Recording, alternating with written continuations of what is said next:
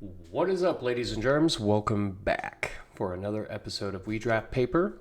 And we got our Teenage Mutant Ninja Turtles F&M draft. And yeah, we did just post a video of a We Draft Paper of a Teenage Mutant Ninja Turtles. This actually was my first We Draft Paper one before the video we just posted. But I had the content available, so let's get it on there and then see what we can get ourselves into. It'll be a refresher for me as well. I am MTG Flux. If you guys like what we do here, please like, comment, subscribe. Any feedback or acknowledgement goes a long way, and I appreciate you guys so much for that. So thank you, thank you, thank you. Hope you guys enjoyed the rest of the video. All right, let's get in here. So this was my first trial of the paper drafting of Teenage Mutant Ninja Turtles. So I was already not having high hopes. I was kind of under the sickness of being down on the set before giving it a try. But I was able to do some arena drafts before this, so it wasn't just a nothing burger. But pack one, pick one into Mighty Mutantables is a great place to be. So yeah, I ended up very much so liking the set after playing some games, especially in paper. We had a 9-person pod, and so it wasn't like a terrible experience, but I was really off it this particular night. So I ended up going into my first round, winning, and then dropping after that. So that being said, it wasn't like great. But I just really wasn't into the excitement of this deck particularly. But the deck was pretty good, and it did the thing well. We take the Weathermaker as a really nice mana rock there, and I'm looking at some premium removal and some more like Orzhov signals coming through here. So not mad at any of this. I think the Stomp by the Foot is going to be a little bit better in the Foot Elite.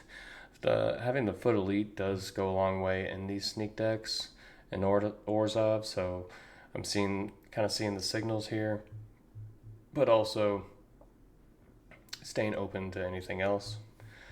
Grind It for Life, really nice removal card, especially as you get into the late game. Just being able to take care of anything at instant speed is going to be really, really good. So, yeah, we're here. I do find that Orzhov and Boros kind of like overlap. White is definitely the most deep color in this set. So, I actually think my deck was it was 3-0 worthy based off of what I had. I did end up playing land cyclers that you don't necessarily want to play, but the thing about the land cyclers in this set, they kind of pay into certain archetypes and synergies. Like the Janica basically just makes it 2/2. It's a 3/3, makes it for a 2/2 for 5. That's really good for alliance payoffs and things like that. And so there is a lot of bit of that. So I think the land cyclers are a little bit better than maybe given total credit for of your basic big creature mana cycler thing.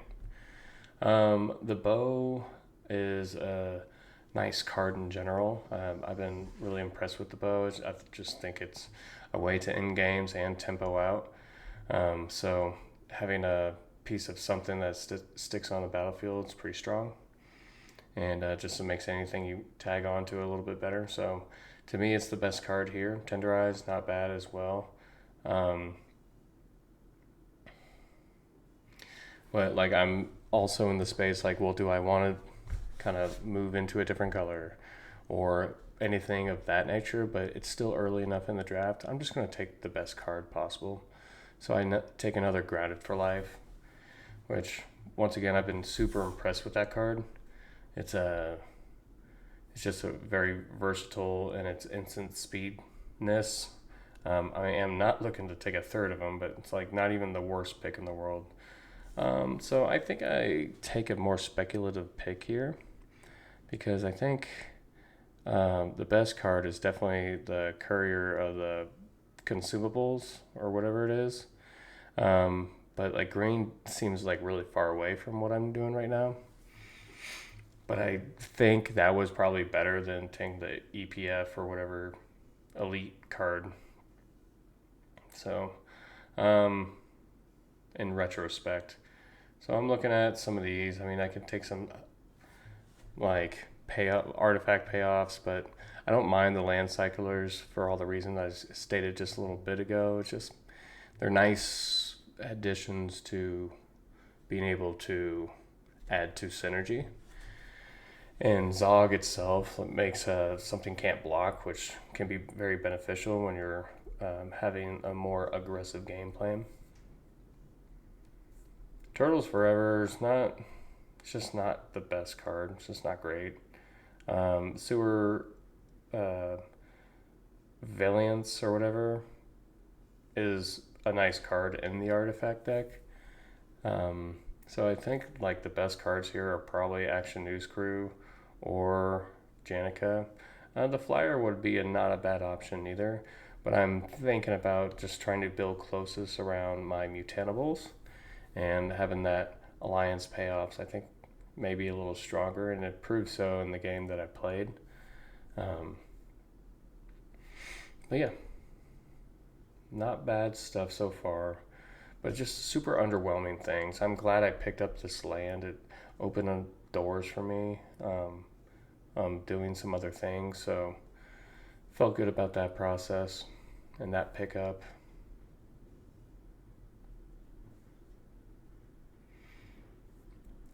Yeah, the game. I mean, white is definitely the deepest color, and when I say deepest color, I mean like its worst colors are just better, or its worst cards are just like the ceiling. It's a higher floor on that color, just card quality. So like your worst white cards are going to be better than your worst green or whatever cards. Um, I like this Cullinex, but I think I should have took the Foot Ninjas there in retrospect. But the Cullinex is just a fine card. People don't always want to block it, so I don't get the value off of bringing a creature back and putting it on top. But that also goes hand in hand with card quality, whether what my card quality looks like. We pick up the double discard spell or the double draw, lose 2 life spell, which I've actually been a little bit higher on than I have in other sets that kind of have cards of that style or gameplay. I just feel like there's a lot of mid game matchups where there's a lot of setup to be had sometimes with these, and you're just trading resources and trying to get your setup right. Based off just my get a little flyer there, which is nice pickup for sneak stuff. Late negate, poet, and I didn't even know it. But yeah, so not feeling too bad after first pack, but Mutantables is substantially my strongest card, which like that's great and all, but like my card quality wasn't super high. I just think my synergies were super lean or leaned into for that matter. So feeling fine about this. Got a Foot Elite, another Stomp by the Foot. Seems like another quality option here. Wingnuts are strong card. Shredder's Technique also really want to be a bad pickup, but we also have Raph and Mikey. So this was more speculative. I was like, man, I just need card quality, and Raph and Mikey kind of like is the best card here. So it was more of a speculative pick to like if I just want to take the strongest card. You can see I'm waffling through it because I also know Wingnut is also really strong if I want to do like more of a Boros thing over a Orzhov thing, which this is 2 weeks in a row where I'm mainly white and trying to figure out if I'm black or red as support colors. But this works out just fine for us.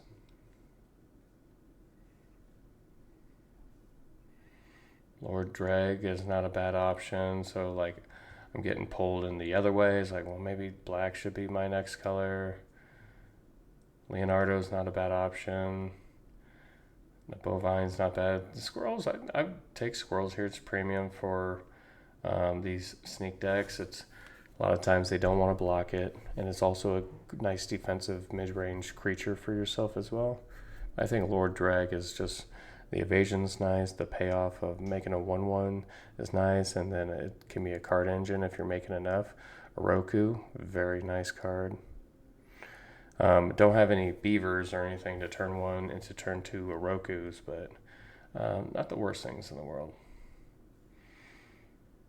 Casey Jones, Vigilante, just not really a great card.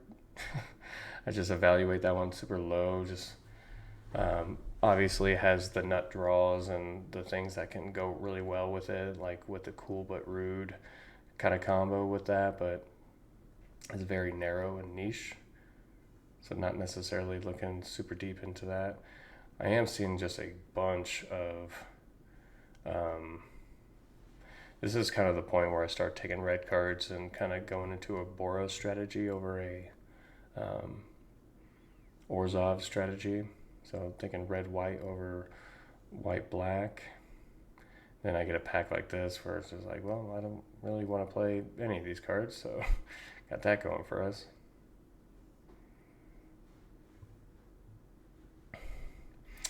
There are some synergy pieces with like Omni Cheese Pizza. I'm looking at all these cards and don't really want to play any of them. Shredder's Armor I only like with like the cheap 1-mana flyer things and stuff like that, and it's not bad in like the Disappear deck, like an optimized Golgari Disappear deck, which I do like that deck. I think it is one of the worser color pairs in this set, but I think it's better than blue-green, but not by much, and blue-green and green-black are definitely at the bottom for me as far as like best decks in the set. April O'Neil's nice. Another Raphael. But I like the missile. Cheap interaction, super important. And especially at instant speed and some card filtering, which is really, really nice too. I love cards with that effect. We don't have any gameplay today. I could have. My round one, I think I would have dropped right after the draft just because I was just so underwhelmed and like frankly just not giving this set like the time of day. The East Avatar is nice pickup here, but since I wasn't at this point giving this set the right amount of chance, but round one I kind of was staying a little patient, seeing who I was playing round one. I was just gonna white knuckle my way through, but I ended up playing against a good buddy of mine, same buddy that I'm going to MagicCon Vegas with and may hopefully see anyone there that's going to be around. But ended up matching up against him, and then I'm not going to take away a game from a buddy of mine, so we played it through, and I ended up getting there. This was his first whack at the set too, and he's trying to figure things out. I play on Arena a lot more than him, so I had a lot stronger idea on what this set was going to be capable of and doing. He's such a good dude. He doesn't like the Universe Beyond. I mean, I like Universe Beyond. This is just not my cup of tea as far as IP, but he doesn't care for him a lot at all. But he loves drafting and just limited. So what he'll do, he'll win packs. Like you get a pack for every win at our LGS on our FNMs, and he just gives them to us, like us as his friends. Like, you want a pack? I'm like, always got to be strapped for a potential chaos draft. April coming around a little late. It's just a nice replaceable but like strong thing to do. I definitely this draft I undervalued the Foot Ninjas, the 6 mana or sneak for 4, 5/5s gain 3 life. Like, I think that would have been nice. I just don't have like much evasion. Like if I would have had a couple 1 and 2 drop evasion creatures there early, I probably would have picked them a little bit more highly. But that's not really. We ended up turning into Make Your Move is a nice card. I like it. I like the versatility, especially in this set. There's some nice enchantments and artifacts to take out. Nothing better than, especially when one of the few archetypes is artifacts, Make Your Move becomes a lot stronger. I do like the Ninja Cavalry, but Uneasy Alliance is a fine pickup here. Raphael's okay. Splinter's Technique. I really have no good tutor targets, so to speak. I think this deck was more of a synergy piece and than a playing any form of bombs piece. But still thinking of the Boros lifestyle. There are some playable cards in this pack. I think the Mouser attack's not even a bad idea neither, but I do think the Ninja Cavalry, I gotta lower this curve to be able to, especially good with the Raphael and some of those things to do.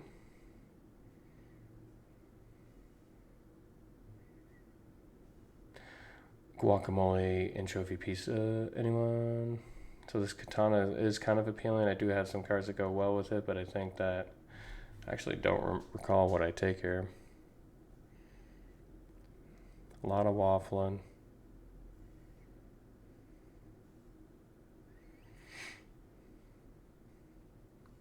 I think if I'm picking it now, I'm almost assuredly taking the ninjas. Yeah, and that's where we go. But yeah, interesting right there. Let's see. I think I get a banger here. Kieri. No, it's not here. But just a nice pickup. This kind of adds to me just waffling back and forth on what colors I should be.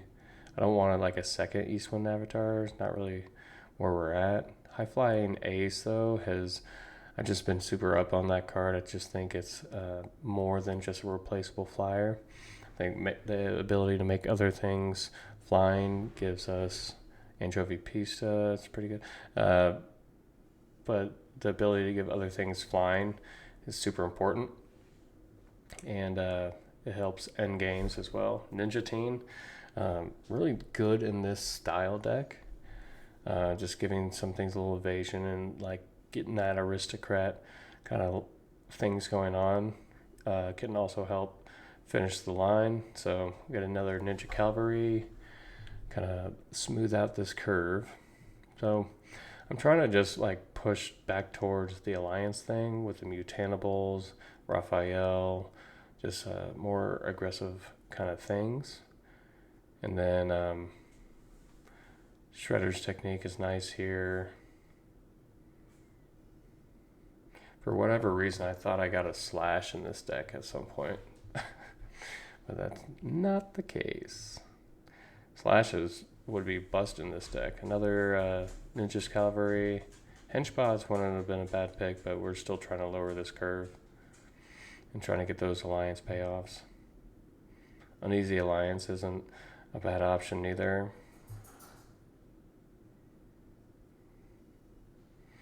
Yeah, I think taking some removal in this spot when I already ended up getting two of the Ninja Cavalries is not bad, but I also, yeah, I think the Escape Tunnel is the right pick there. Just if I end up in a spot that I need to take late Frog Butler coming around, if I'm in a spot that I need to splash another color, let's try to make that fixing right. Janica, I like for all the reasons I said earlier.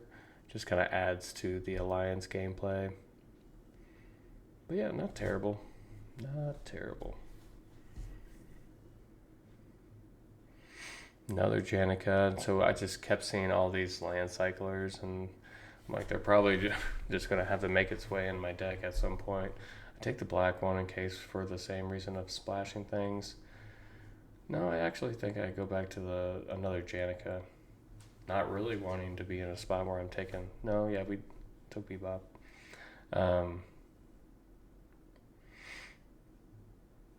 Yeah, don't want to be in a position where just want to make sure I have playables. I mean, like this deck was, I would definitely call just fine.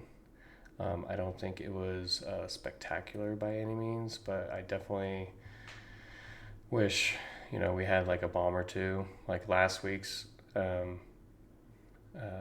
or last episode of We Draft Paper, we had some bombs, and like that was nice. That was cool to be able to showcase like a good card quality sense of this set. And but yeah, as we kind of close this out, so this set is a lot better than I expected in the first place. So I'm like a lot less harping on it. Here's the deck list. Let me know what you guys think about this list. It was a strong deck. I do think that the consistency and synergies were there, but I could tell that it can have hard ways to finish the game on some sense. But I think its reach is a little bit better than I'm giving it credit for. And that goes with the same sentiment with this set. I think it has a little bit more reach than I give it credit for. But we'll catch you guys in the next video. Later.